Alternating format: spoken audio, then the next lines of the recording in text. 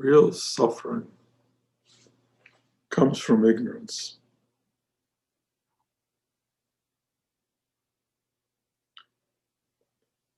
Real ignorance is not knowing who you are.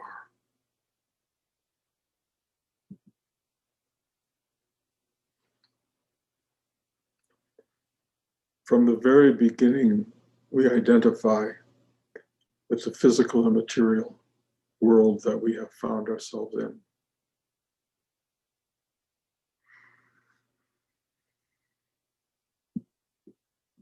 And it takes some kind of extraordinary event or an extraordinary person to not just look around them, but to look inside. And then it takes an even more extraordinary person to realize that what's inside is worth exploring and that there is a depth to it, a phenomenal depth.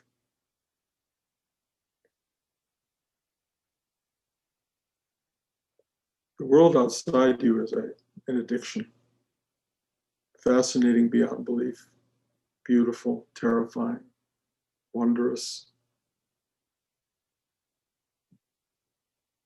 And it comes from something remarkable. But that from which it arises is really deeply within you. And it's completely impersonal. And it's not yours. It's shared. It's all of ours.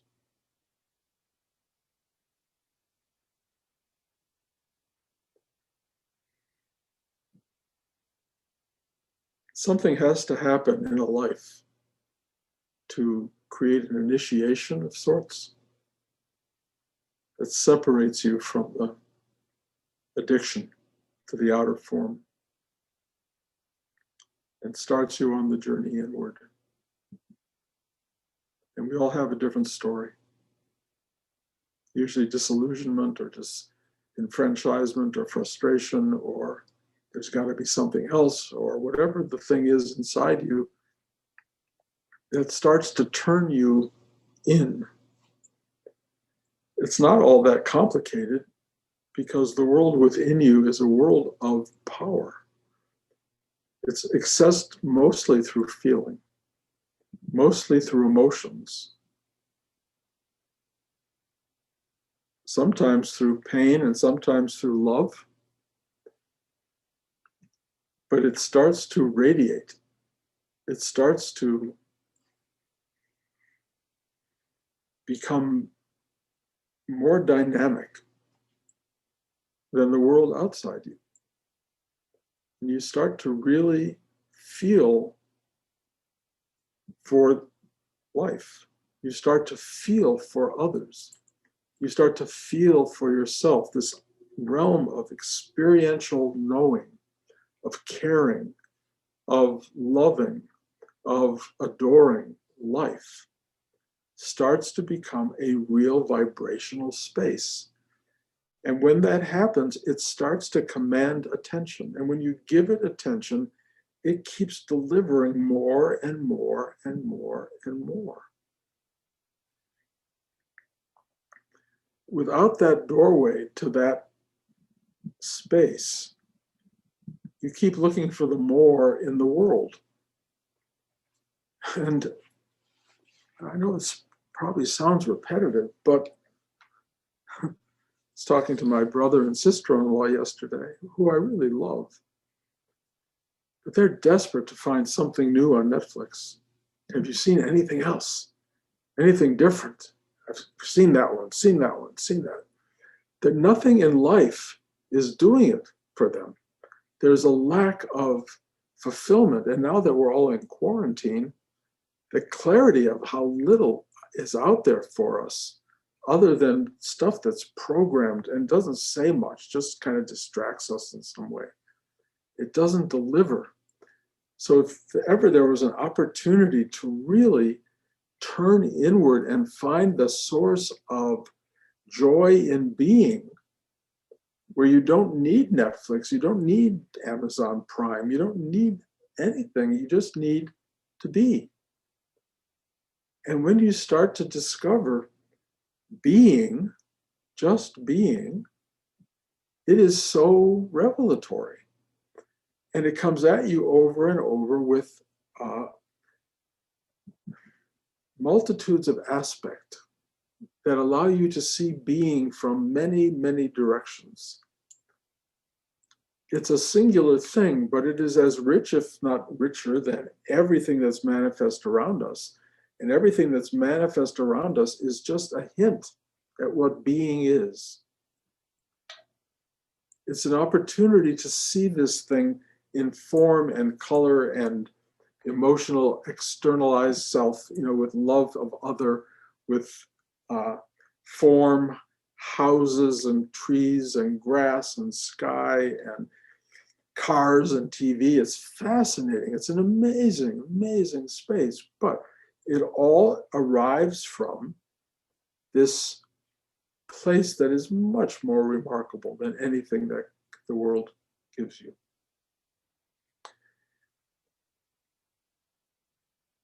To give you the oldest piece of information available to human beings, the truly oldest information available, is to tell you that everything you are in love with and care about and hate and fear and all of that stuff is all going to go away. That's the oldest information there is. You are going to only be here temporarily for a short time, interesting time. You are going to come through it as a little child. You're going to grow through all sorts of experience. You're going to get married possibly or not get married. You're going to have a life that's going to be rich or dull or whatever it is. And then you're going to get old and you're going to start to fall apart. And you are going to get diminished in every possible way. And then the final little spark of you will go and it's gone. That's the ride. That's the ride. The real truth is that from which all of that arises is never not present. It's never not there. We're always waiting to get there, to get somewhere. When I get there, I'll be happy. When I get this, I'll be happy. I went down the road, it will come.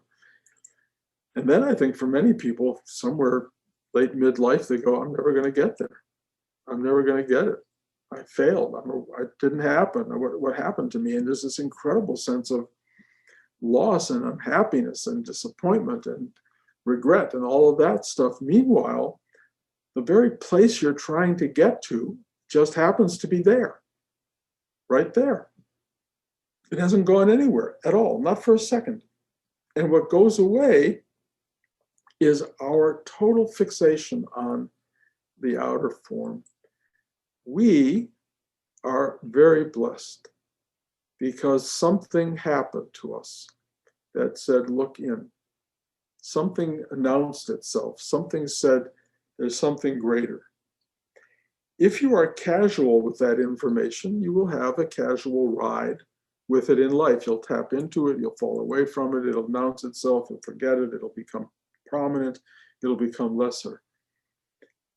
If you really, really want to be yourself, to be present with who you truly are, you have to announce it with every part of your being to yourself so that it hears it and knows it and says, okay, you've got it.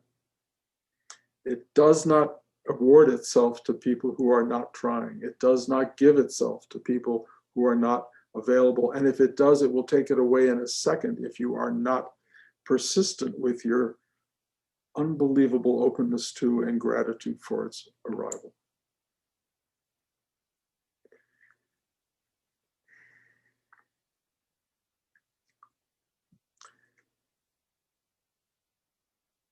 I'm feeling personally, as I've described for the last several months, in a very intense part of this spiritual journey, we call it. And it's teaching me moment to moment to moment, and the lessons are remarkable. I share them with you. If they speak to you of the moment, great. If they don't, down the road, I think they will. But one of the big ones that's coming is the Zen What is the sound of one hand clapping?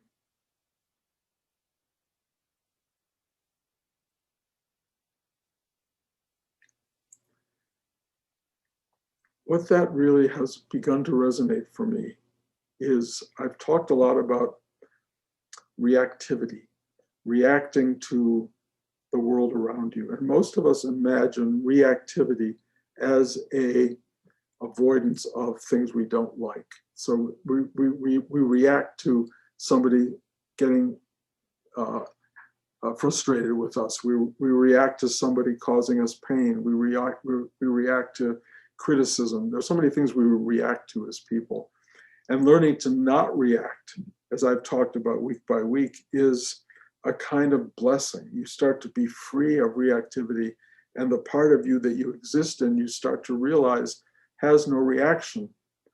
And then what you discover is this unbelievable state of comfort. It's like, oh, finally, just comfort, just a state of being that in some ways announces itself as the reward of spiritual life. You finally arrive at non-reactivity. There's no persona, personality reacting to stuff.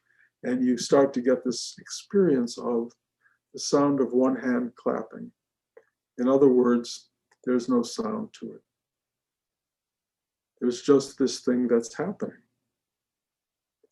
But if you are holding on to the sound of one hand clapping, if you are reacting to the comfort, if you are reacting to the reward of finally having no mind-body noise to make you feel frustration or anger or annoyance, if all that's gone away and the comfort zone is there, the great lesson, and this was a painful lesson, you're holding on to that. Holding on to the comfort. Holding on to the something. Holding on to the nothing, if you will. There's still a you that's still embracing no thing. The reason for work and practice is to come to deeper and deeper realization. And it's very strange to realize that you can hold on to something as ephemeral as nothing, or as the comfort of nothing. But you can, and you do, and you will. If you want phases of work or depths of practice, let me just explain. When you arrive at that moment where you have really liberated yourself or have been liberated from the discomforts of life, don't hold on to the comforts of life. Just be open, and everything will come. Little tiny things will come. And I described them in my letter to the class about Happy New Year, and that it was going to be a difficult year, but it will be full of grace notes. Grace notes come when you feel life is kind of hard or disappointing or frustrating, and then suddenly, boom, something happens. Somebody calls, you see something outside. It's like a, that is really, in a sense, the universe playing with us. And it will continue to play with us, and it will give us these very sweet, kind moments rather than a life of comfort and ease. It just opens. And as it opens, you just go, ah. And then it passes, and you go, ah. And then there's nothing there, and there's a, ah. And then it's the sound of one hand clapping. Something arises, goes away. Something comes, it goes away, and you just, so. You just witness. You just witness. And the person who's witnessing becomes smaller and smaller and smaller and hardly exists. I must say, the hardest thing for me to work with is how deeply deeply and profoundly I have come to love this life. How much I love being alive and love you guys and love my wife and my children and my grandchildren and my house and the trees outside and the hills and the sky. I mean, love it. And yet the lesson for me has been even that. It's a grace note. You let it go, it comes up, it goes away. It fills you completely beyond your imagination, it goes away. You are not there to hold anything. You are there to be that which is. You are that which is, that which comes and that which departs. And you are not to go into the loss of one or the attachment to the other. You are simply there. And I will tell you, every one of you is there. There's not one of you who isn't there right this moment. The only thing between or different than perhaps what I'm going through right now and you're going through right now is you're still grabbing, you're lurching for the thing you want and the thing away from the thing you don't want. There's still a worldly dance going on. And the great thing that Rudy taught us is take a breath. Ask for help to surrender or just surrender. Let it go. Let it go. There's a long period where you have to do the work, and then there's the period where the work is just happening. And every so often it comes back to, oh, there's still a you to do it. And when that happens, just do it. Just do it. Do the work. The incredible thing for me about what's going on right now is that if some schmuck like me can have these epiphanies, if you will, or awarenesses, and truly, if a Bruce Rubin can have it, anybody can have it. Truly. Nothing about me was ever distinguished by anything except for something I still don't understand, which was a strange ability in a kind of a very unusual way to take risks that nothing in me would want to do, but allowed risk to take place. In other words, to risk opening myself up to my wife and managing to find in the first moment a totality of relationship, an ability to give up a job, as a curator at the Whitney Museum in New York, to move to an ashram in Bloomington, Indiana. The ability to give up living in a house in DeKalb, Illinois, not that I liked it on any level, but to move to Hollywood with no money and nothing, nothing, and a wife who supported that. I don't know where any of that came from, but that factor somehow was recognized, I think, by that which is. And it said, oh, this is interesting. This is somebody who's willing to let go of the familiar and the comfortable and reach for the unknown. And that may be, I don't know where that came from. I don't remember being born like that, but that is something that happened. There is something in all of us, and everyone who's sitting here right now, everyone who's listening to me, has an element of that, or you wouldn't be here. And I am very aware as I look out in the world right now, I'm looking out at people who I would call rock-like, structured, heavy, dense, immovable. They are not going to change until the world blows them apart, which it will. But for now, they are living in a deep, deep, deep state of control and protection and fear and whatever it is that one does. And they are very hard to penetrate. Mostly we are energetic beings. I mean, some of us know that better than others, but we are energy constructs. There are people whose energy is mountainous in its firmness.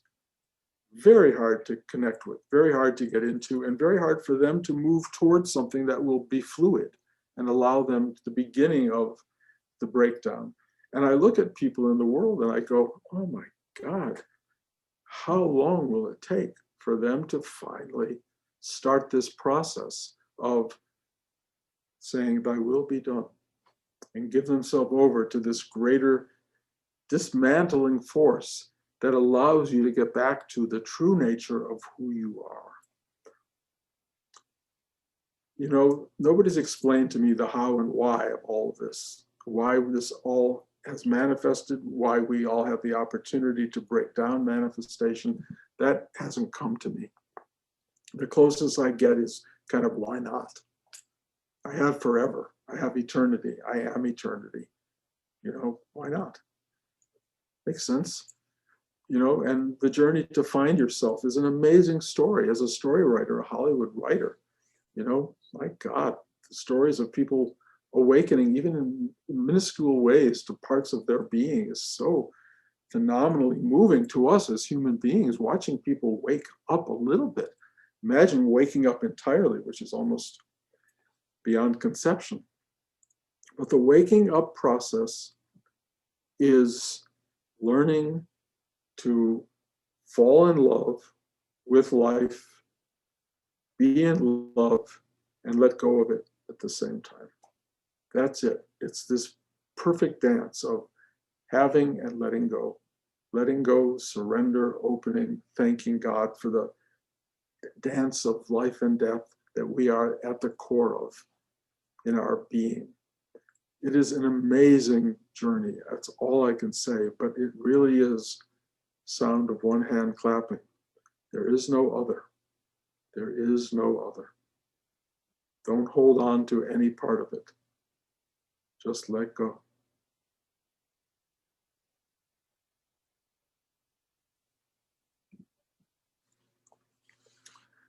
This is what we're doing here. I can repeat it week by week, and I will. I don't think it's bad to hear it over and over. But I guess the great teachers inspire others to do it. Just let go. Take it on. Be one with it. Be authentic. Announce to the universe that your full intention is to love it to pieces, to do everything with it, to take it in, to experience it completely, to risk it all, to just have a life, whatever that may be, and enjoy the reality of this life, because I don't care how dynamic it is or how simple it is, whether it's lived in a palace or lived in a little New York, Brooklyn apartment. It doesn't matter. What matters is the fullness of that life. And trust me, there is nobody who is not connected to the fullness thereof.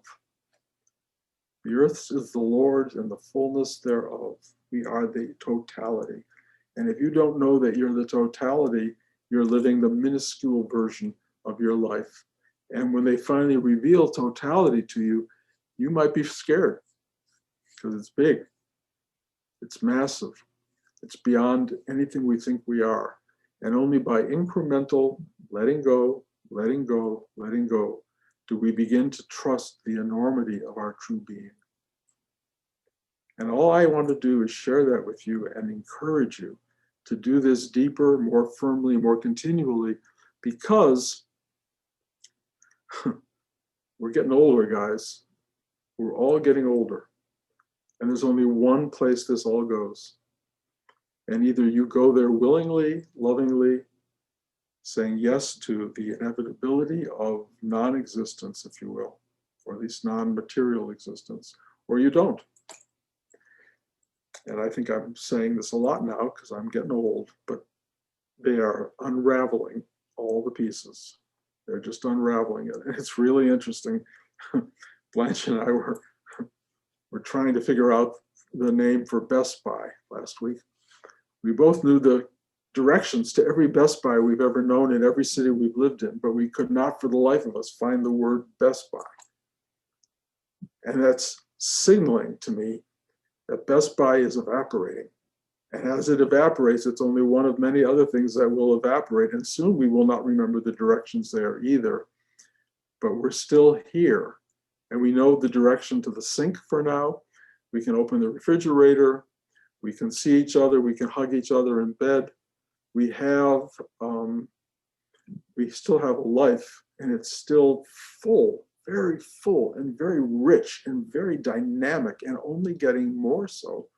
And I have to say, I have never, ever experienced such fullness of love for the entirety of it as I have now in my late 70s. So there's a lot to look forward to. And the more that comes has to do with how much you can let go of hoping to hold on to anything. Just let it go, let it go, let it go.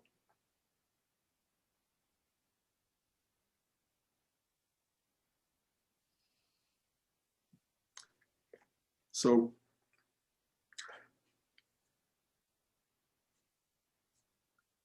the core thing that remains that I find overwhelming is how much I love you guys. I cannot express it enough.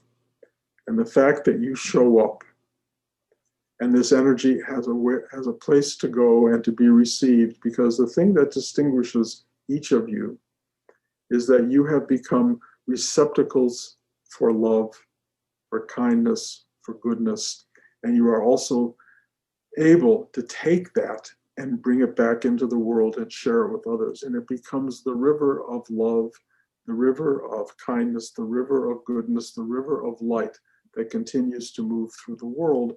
And you are part and parcel of that river.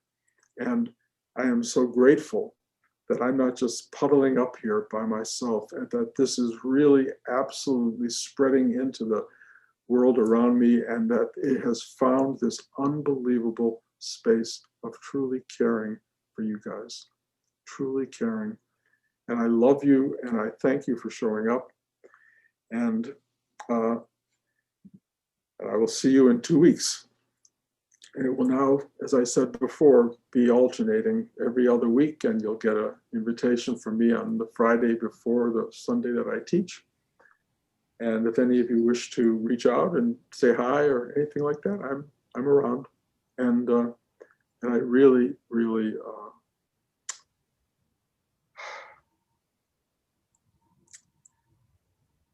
I thank you for taking it all in, because it really it always wants somewhere to go, and you're it. So thanks for being it. I love you. Blanche says I keep forgetting to ask, does anyone have questions? Does anyone have? I have a question. I have. Okay, well, George, I'll start with you since you were the first. Well, first is a comment. I'm going to email you the directions to Crazy Eddie's in case you can't find Best Buy. Thank you. Okay, that will help. But, the Tibetan masters years ago used to leave their teachings in hidden places for future generations to find, because the people weren't ready to find them at that particular time. And it reminds me of when I was a kid. I'd read a book when I was 14. I didn't get it, but when I reread it when I was 30, all of a sudden, wow, and is that the way we operate in a real sense? Yeah. I mean, I don't know if YouTube will still exist in 50 years or 100 years, but I know these talks will be here. Rudy's talks will be here. Someone will find them. I again, from my own psyche, I just think if my grandchildren find them, I'll be happy. I would be greater if other people found them, but there are a lot of people saying all this. I'm of one voice of many, but the one thing I'm trying to do, George, is help people see how one person goes through this journey, because I think there's some value in seeing and hearing how it unfolds. I mean, if it ends up with me just losing my mind, or whatever, then throw the whole thing out. But I think what's really happening is something is going on, and it's being reported, and the reportage has some value, and I would love it to have continuity in the future. But the universe will take care of itself. Truly, I just find that and also I should say each one of us has the option and the alternative in passing this along in whatever way. Some people will speak it, some people will just do it with the quality of their lives. There's just so many different forms. Mine is verbal, and of course hand movement. If I didn't have hand movement, what would I do? You know, if you ever watch my videos, it would be like, what is he doing? But it really, there is a way of expressing energies that I have, that I feel through this form. There's so many forms, and a lot of people are doing it. I think every one of you is a container for and an expression of this. And I hope somebody in your universe finds what you're saying meaningful in the moment, and perhaps 20 years later just suddenly goes, oh my God, I missed that, or now I get it. And I think that can happen. We'll see. Someone else had a question? Bruce, Yes. you speak of reluctance to let go of comforts, but I'm questioning whether or not I am reluctant to let go of the discomfort of sleeplessness. It's becoming exaggerated. And I'm just wondering if I'm kind of identifying myself at this late stage in life as just somebody who can't sleep. And I don't like that. I share your problem. And, ever since the operation, I was given a drug called Ativan, which has helped me to sleep. And I take as little of it as possible, but it has sort of helped me. I kind of wonder if Ativan isn't giving these classes, because it's such a sweet kind of state to arrive at. And if that's true, forgive me, then everything I'm telling you is Ativan. But I do know I cannot live my life on Ativan. And I do have these nights that are very much like what you describe, which are sleepless and disturbed. And many people I know, as they get older, experience sleeplessness and disturbance and discomfort and want to get away from that on some level. And then in a way, the grace notes of life are these little moments during the day where you kind of get really quiet and fall asleep for a moment, and then you kind of come back to the norm. At least that's been my experience, these sort of short naps that kind of make up for the loss of the sleep experience. But life does not get more comfortable except for this this joy of being is so powerful, and it sometimes goes away. And when it goes away, you realize for the first time how you are attached to it and how you are defined by it. And learning to allow discomfort and whatever manifests to be, no matter what, it's the old aso, this is what it is, this is what it is, and be with that. That, I think, may prove to be the greatest achievement. I think a lot about, Buddha died of food poisoning. And I imagine he had a bad stomach. The things that he had to relate to in his physical life were probably uncomfortable. Nobody writes about that. Nobody writes about Buddha not sleeping at night because of his stomach upset and then dying of food poisoning. We write about Christ dying, in the worst possible way, but Buddha died like most of us. We're like, ugh, it's really hard. And you look for comfort and you want to hold on to comfort, or you try to say, okay, I'll deal with discomfort. But whatever it is that's going on is happening in a field of nothingness. It's just there. And the kind of embrace that we're looking for is,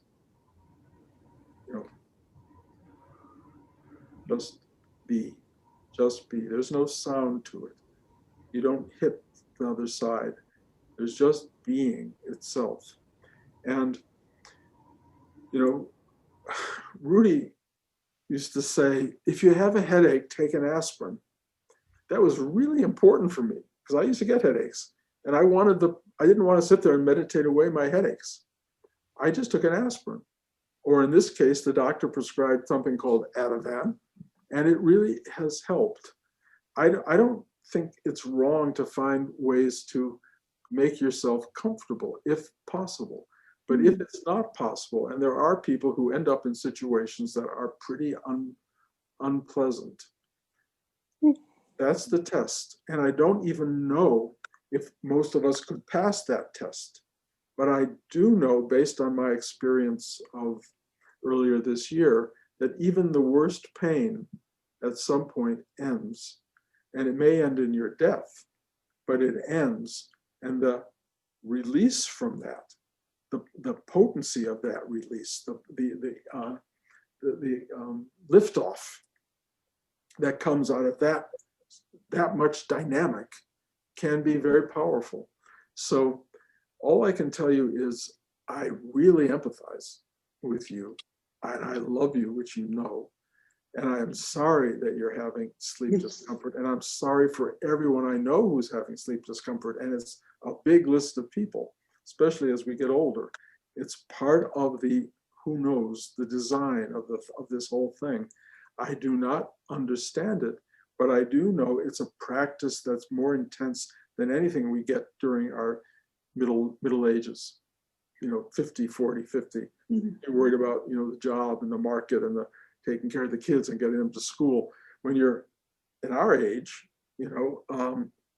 wow, then you're dealing with existential, physiological things that are not probably going to get better.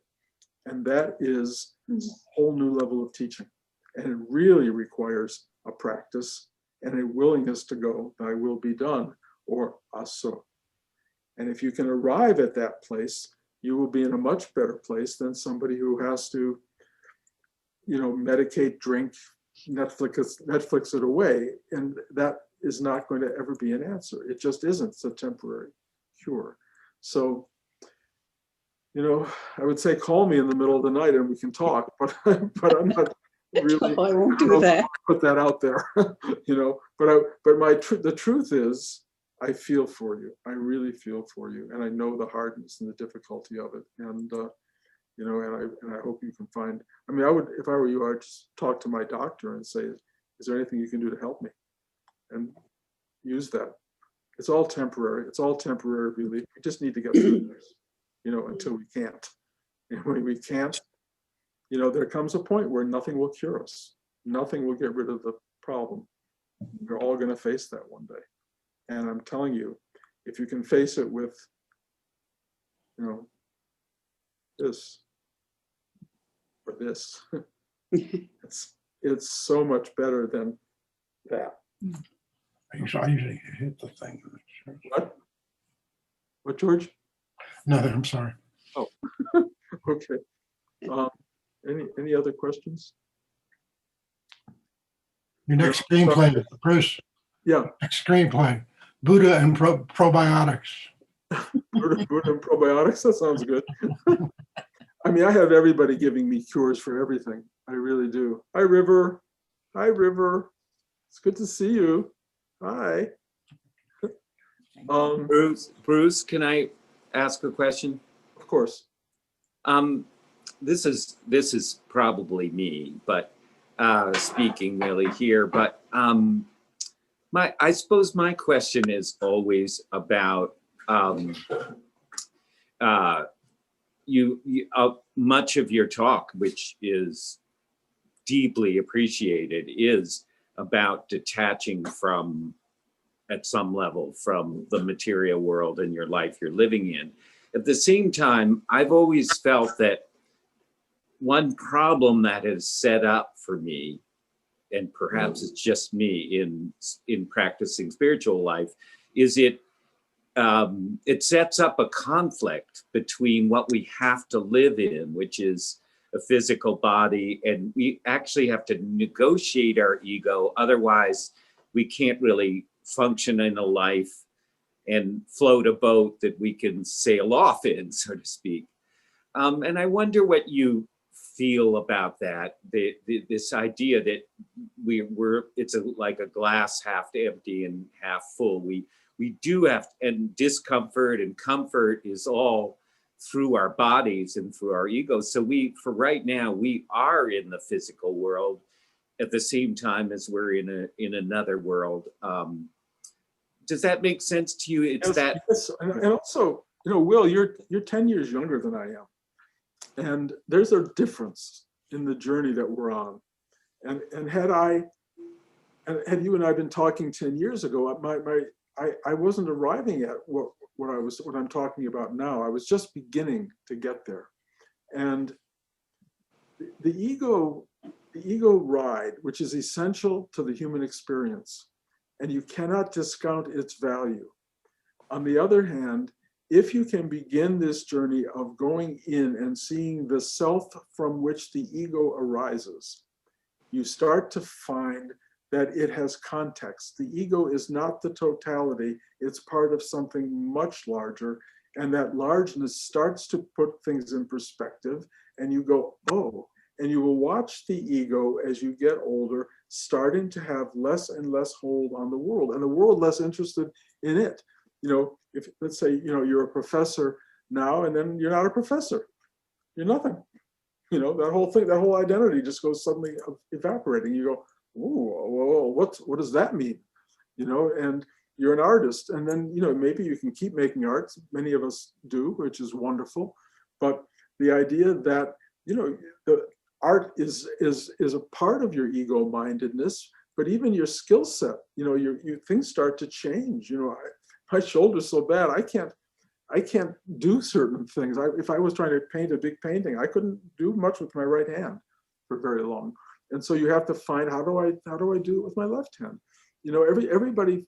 Everybody has to adapt to what's going on, but the ego has a natural way of diminishing over time, and that if you're not connected to reestablishing its power and its primacy, just let it go. It gets quieter and quieter and quieter, and you start to go, oh, I had this huge life in Hollywood. I don't reference it at all. It just doesn't come up. It's not, I don't feel it.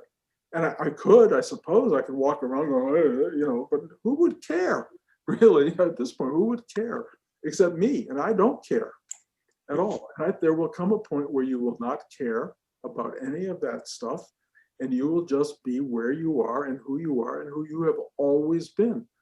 And I have always known you, not with the world around you so much, because I've not participated in that. It's a fact for me, but it's not the reality. And I have loved you for decades. And that love has nothing to do with what you do. It has everything to do with who you are. And I don't mean even as Will. It's who you are, that you are, that really stimulates my connection to you. And your connection to many people is also on that level, because I've noticed how you work. I know you. And so the fact that we are still around with ego does not mean the ego is an enemy. It doesn't mean it has to be slashed away. It just slowly erodes, and let it go. Let it go.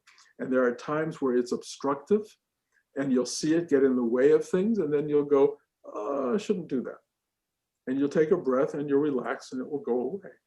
Ego, as I've been saying again now, because it's so central for me, ego is how you react to the world. And if you can slow down or relax your reactions and your repetition of reactions, it will go away. When you start to see that the same thing triggers you over and over and over, you'll just go, why? Why would I be triggered by that? Why would I get angry by that thing 1,000 times a day? It's such a waste of time. And you'll just go, no. And then whatever that is, that 1,000 times a day won't happen. And a whole portion of your ego will be eroded. And after a while, what remains when the ego goes away is yourself. And what is that? Well, when you start to dig into what that is, it's like what you've been looking for the whole time.